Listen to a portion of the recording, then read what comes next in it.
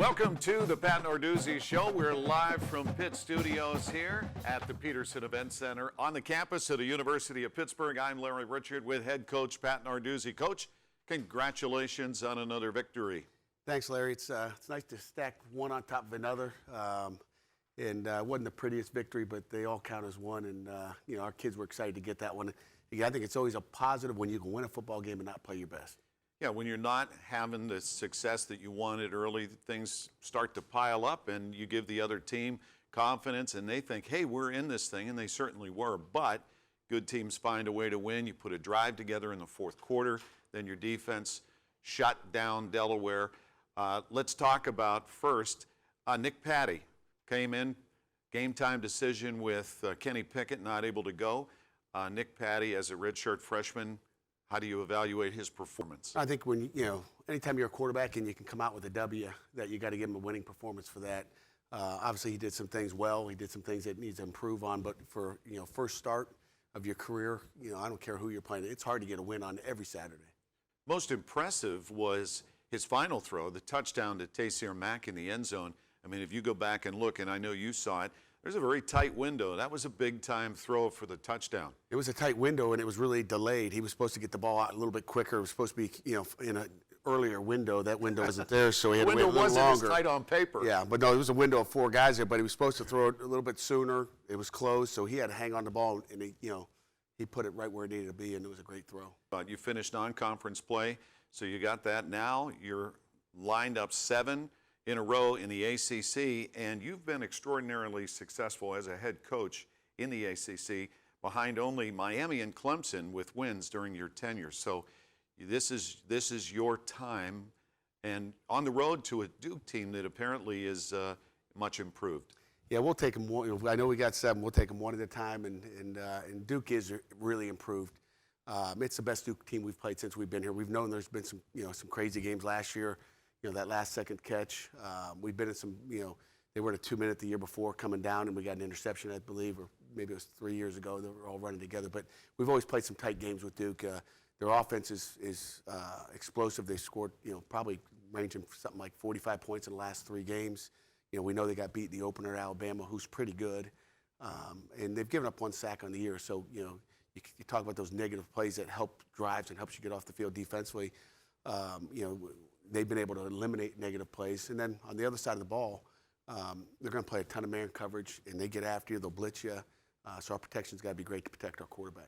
Let's talk about your defense. 24 sacks, second in FBS, and they've had an excellent, every chance they get to get after the quarterback. If they're not sacking them, they're usually chasing them around. So whatever's going on up front is working for you. Yeah, I mean, it's been 3-man pressure, 4-man pressure, and 6-man pressure, maybe a little 5.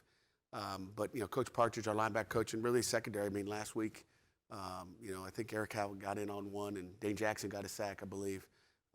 But, we've been great at putting pressure on the quarterback. This is going to be a different story. They're throwing the ball in 2 seconds.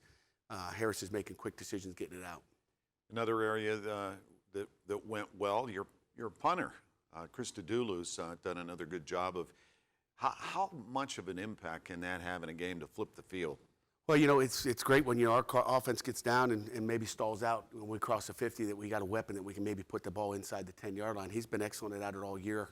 I gotta believe we're leading the country in punts inside the 20. We've punted a lot, so maybe we need to stop punting so much. But we've had opportunities to put it down there, and Kirk's done a great job. And we want to talk about your player awards, the weekly awards with the team win against Delaware. We'll do that coming up. Also, Amir Watts is in the house, defensive lineman from Chicago. We're excited. I know he's excited to be here. This might be the funnest interview you've had. I'm looking forward to it. And, of course, former Pitt quarterback Pat Bostic will also be along. We'll break down what Duke's got going as we get ready to head to Wade Stadium down there in the Durham-Raleigh area. We'll come back with more with Coach Pat Narduzzi. You're listening to the Pitt Panthers Radio Network. Welcome back to the Pat Narduzzi Show here at Pitt Studios on the campus of the University of Pittsburgh. Coach, every week when you get a win, you give out team awards, very important to the team because for individual performances, some are highlighted nationally or locally, others are a lot under the radar, but you still want to give them a shout out. No question. We only do it when we win. This week, our Players of the Week, special teams, Wendell Davis, had a block punt, grade out at 86% on his snaps and special teams. Our guest today, Amir Watts, was the Player of the Week on defense.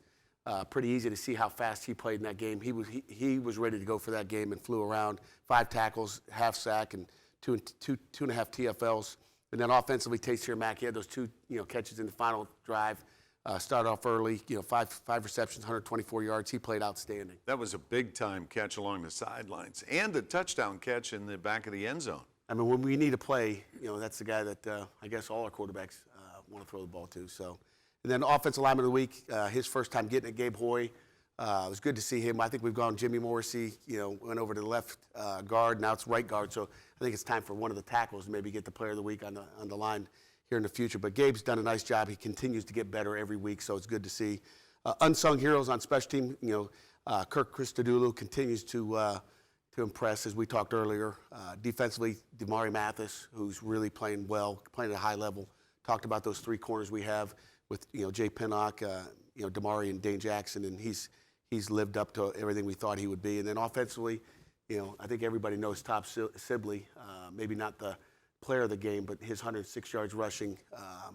And really, he's the unsung guy because he was really the 4th tailback going in. I mean, Valik really was the starter, and Sibley came in and, became the hot guy and was like, let's just keep giving him the ball. It seemed when he first got the ball a little tentative, but then he got comfortable, and then he started to break out. And his yards, most of his yards were late in the game when you really needed that ground game. No doubt about it. It was, and again, that's kind of taught a little bit. He, I think he's always, maybe a little bit worried about doing the right thing. He's a very conscientious kid, and if he just turns it loose, he can be awful good. Our defensive guys are like, they know how hard he is to tackle. During scrimmages, of course, he's not nervous. You get into the game, and maybe he gets a little bit nervous and uptight, but I think once we get him, going, that, and again, I think the confidence is going to help him a lot.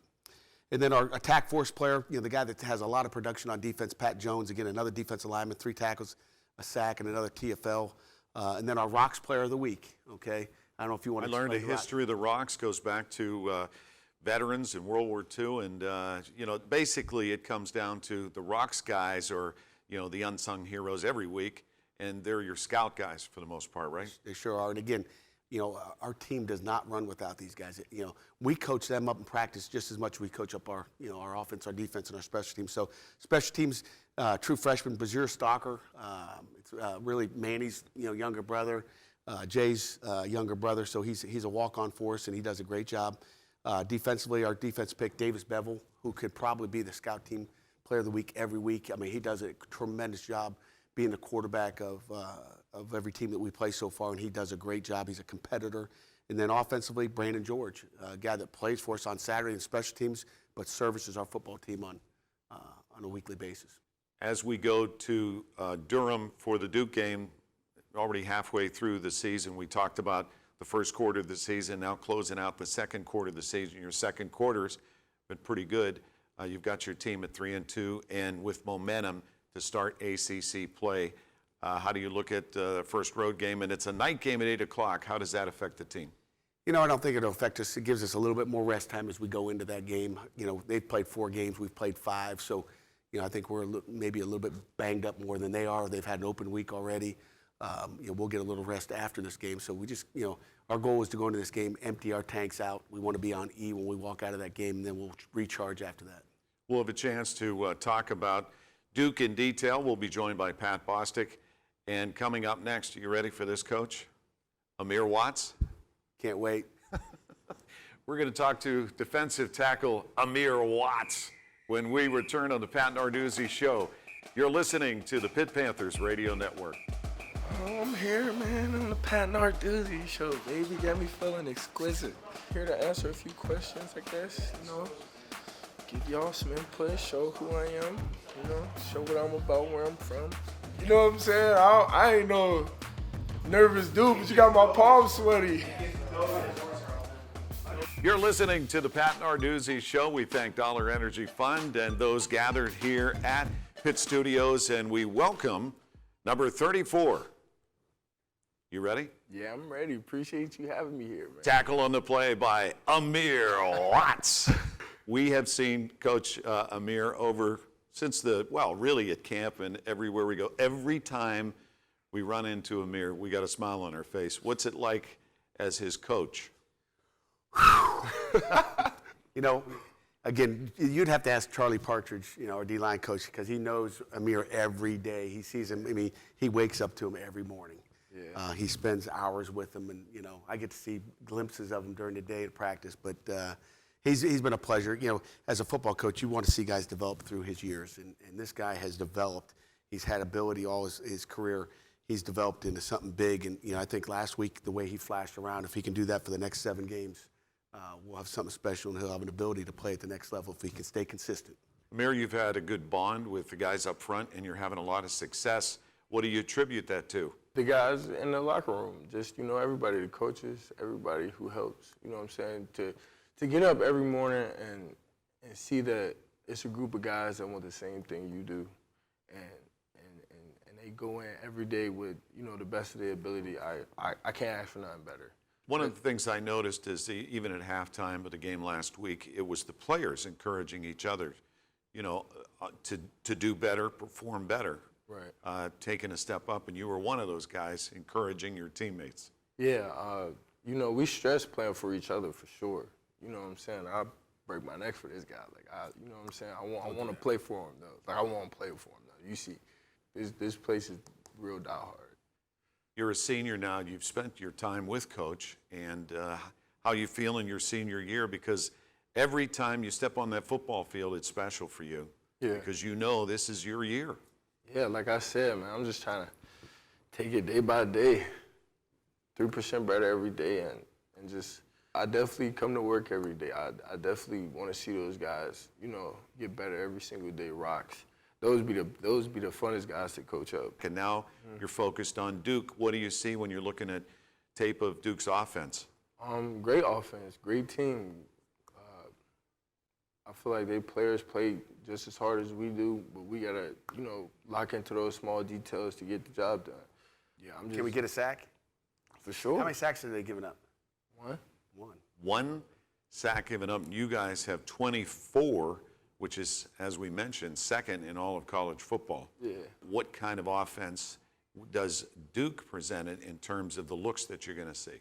I mean, they came out last year and spread, right? They didn't do that again this year. They tried. They're fast pretty again. sure, it kind of worked, but a little bit. But hey, we ready for it.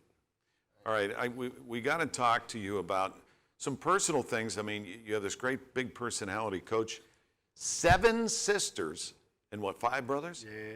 And which number are you in that order? We're just gonna say like somewhere in the middle. Somewhere in the middle, man.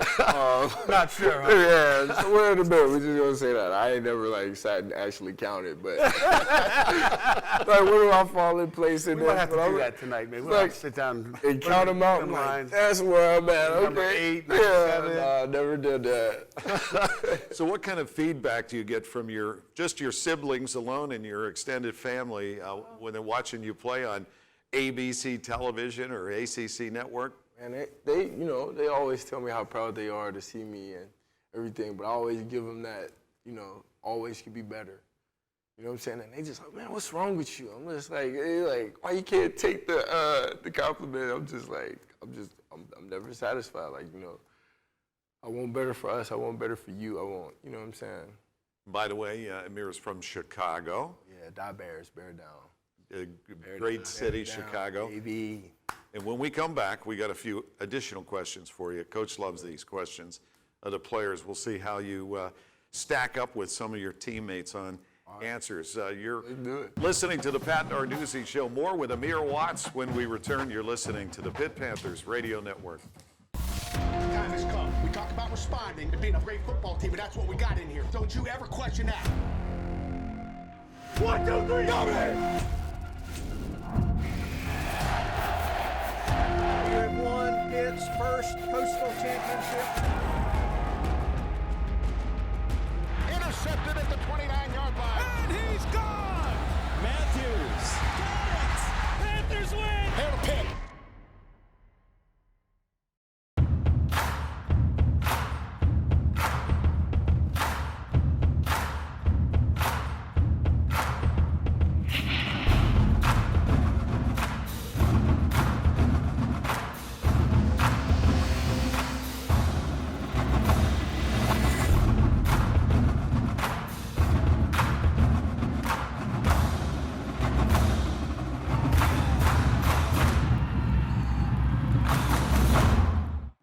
The Pat Narduzzi Show. I'm Larry Richard. Our guest is Amir Watts, the senior defensive tackle. Amir from Chicago. And while we were on the break, Coach, we were talking about Amir. You said, so you have 7 sisters, 5 brothers, and you said at one point you had 4 sets of bunk beds, and you had a... Yeah, it was like that. It was like 3 or 4, man. I remember waking up and our shoes would be like, on this, right by the door. Like, it was the most efficient morning you will ever see, even with the Panthers today. But what was I about to say? Like, yeah, we were going there, toothbrushes, time to get in and out the shower, all that. You had a timer. Toothbrushes labeled. 30 seconds, scrub and dub. Your mom had to be a special person. Yeah, she's strong, man. I love her. Can't ask for a better one. I'm sure you do. Well, we want to ask you a few questions. Now, this week, Cale Berger, who's back at our headquarters, asks a player every week that we use in the pregame. This week, it's going to be Dane Jackson. So these are some of the questions, and I'm thinking that these will be easy for you to answer. If they were to make a movie about your life, what actor would you want to play you, and why? I had to pick The Rock. That's a good call. People always tell me I should try to sign up for the WWE after this, but I'm like, nah. Well, you want to play on Sundays? Yeah. Okay. Sure. I was just like. But then after that, you could be in the WWE. Yeah, you like The Rock. That's funny. Well, who's your favorite wrestler outside of The Rock? Randy Orton.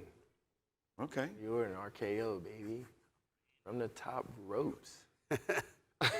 You can only have one food for the rest of your life. What would it be? Probably a cheeseburger. What are you putting on a cheeseburger? Everything. No tomatoes. No tomatoes. Everything, no tomatoes. Scrumptious. What 3 people, living or dead, would you want to have dinner with? I think I want to have a conversation with my great aunt, Sadie. Why so? She, when I was younger, my grandma took care of her. She was like 105. Yeah.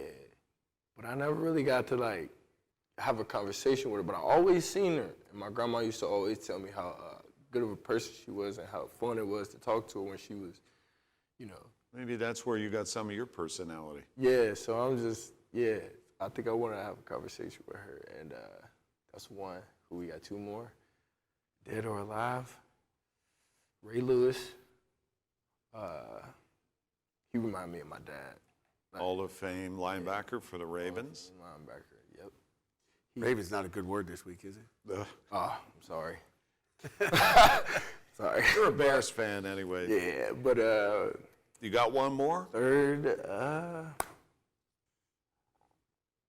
Pat Narduzzi. yeah, there he is. Good. There it is. We'll have breakfast tomorrow morning. If you were stranded on a desert island, what 2 teammates would you take with you? This will be an easy. I think Jimmy Madura. I take Jimmy. Batman. Batman, gotta take Batman. He's too smart. Too smart. Probably both Jimmys. I need both of them. Jimmy Mo and Jimmy Madura. I need both of them. I don't know. Jimmy the muscle. Why? Mo. Why you Jimmy Morrissey is the muscle, and Jimmy Madura is definitely the brains. And we put those together with me, we get off of that island. All right, final question. Top 3 artists on your Spotify. Rod Wave. Oh, he has Rod Wave. Coach has always hits. Yeah, Lil Durk and Little what? Lil Durk. La Dirk. Lil Durk. Little Dirk. And Frank Sinatra. I'm gonna say Kevin Gates.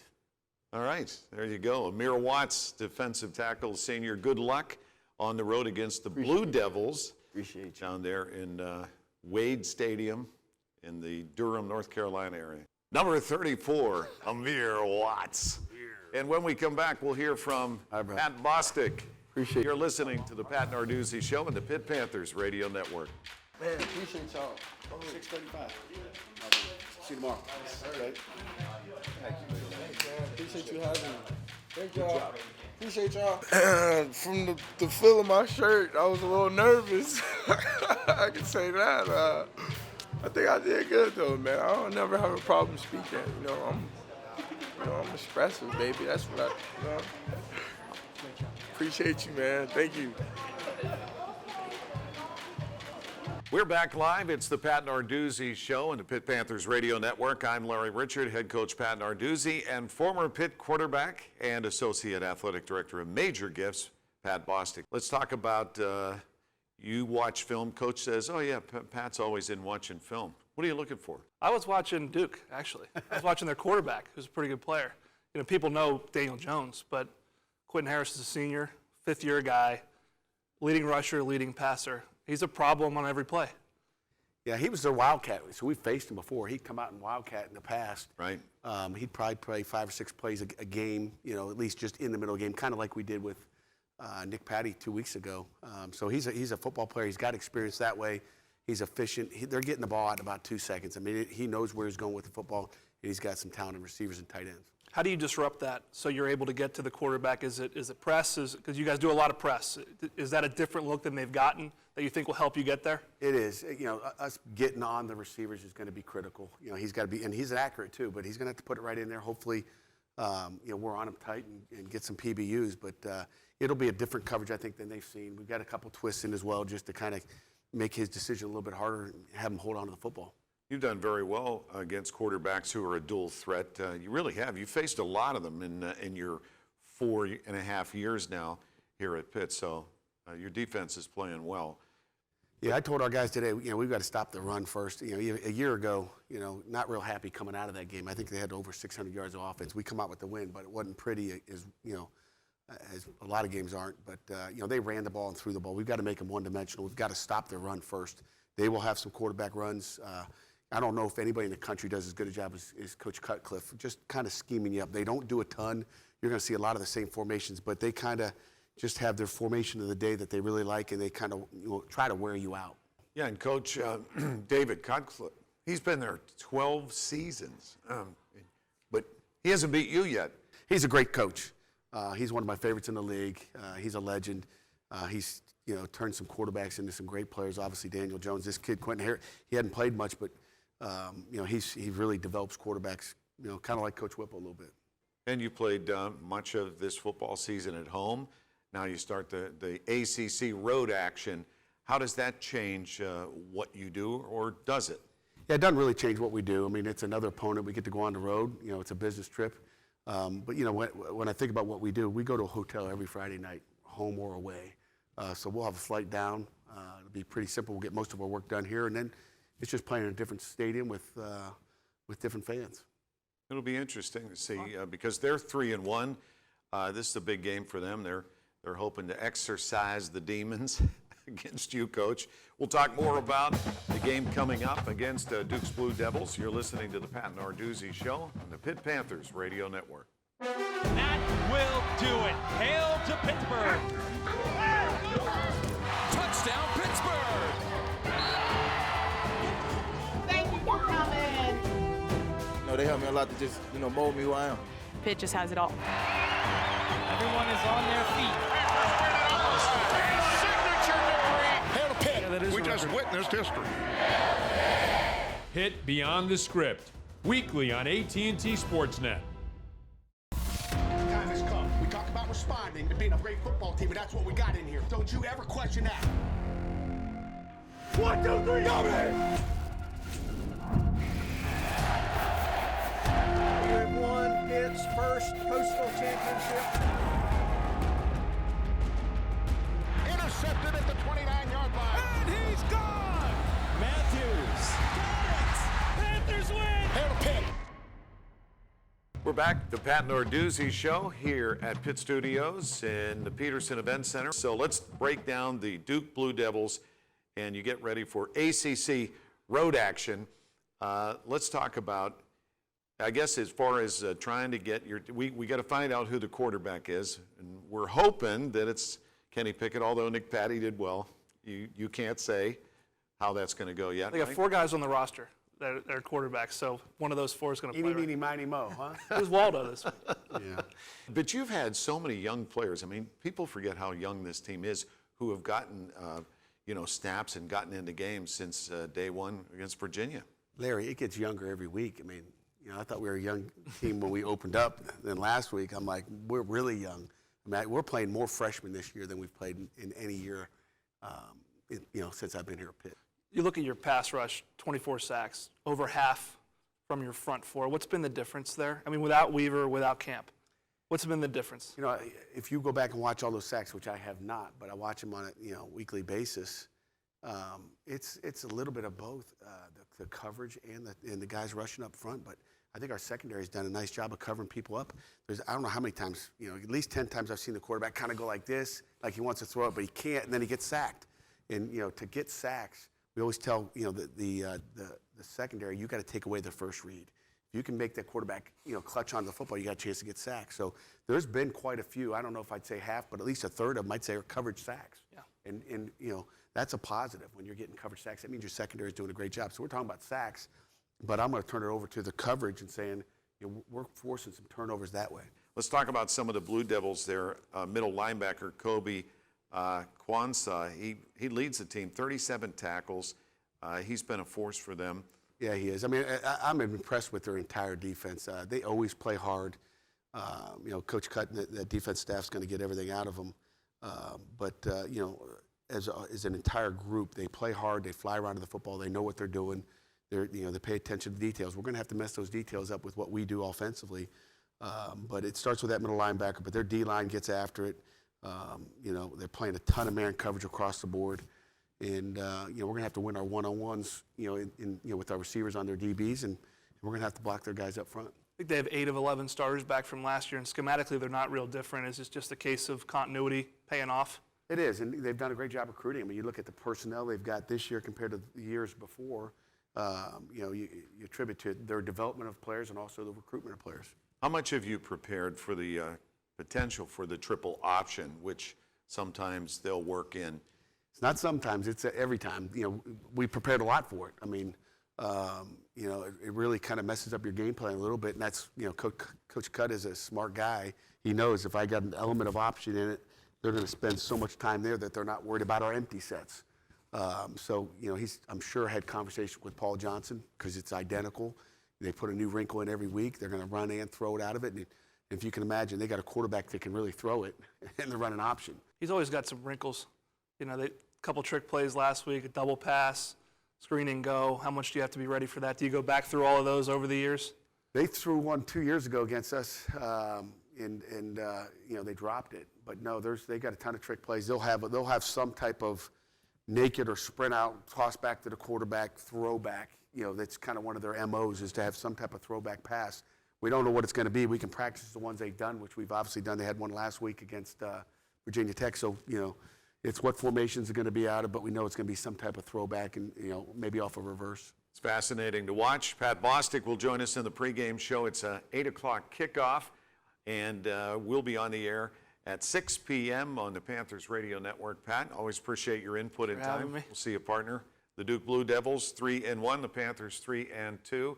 ACC 7 games in a row, one at a time and all that, but we're looking forward to going south and going on the road. Good luck against the Blue Devils. Thanks, Larry. We got to bring our emotion. When you look at what we got to do, we got to come down there and we got to play with a lot of emotion because it'll be a tough game for sure. You're listening to the Pat Narduzzi Show on the Pitt Panthers Radio Network. It's a wrap.